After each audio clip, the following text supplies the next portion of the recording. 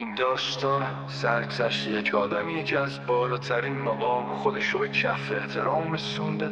همه عمرم به دنبال تو بودم، ولی تو ذکر و فکرت فقط یه چیز بود، کیر.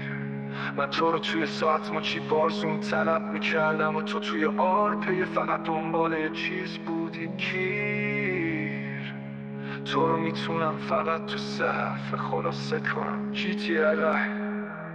آره با خودتم رفاقت ما رو فروختی به چیر به چیر. بهت حق میدم بالاخره بوده بارز و بینت متینی یا میتی که همیشه بودن همراهت. قبل گفتم اسمت میگرفتم بازتون، ببین چی کار کردی که جایت پر شبونه میکنه شب رو روز فقط با یادت. GTA نبودی لایق کاپیتال، از اینو خوب بشم از این به بعد هست اسمت گیترز یوتیوب.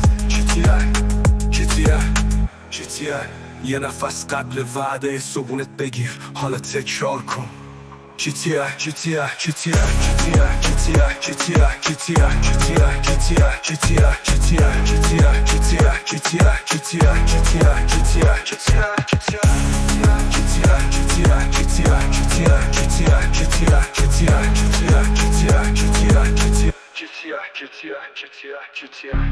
شماری چند تا شد آفرین، 1000 بعد صبحونه.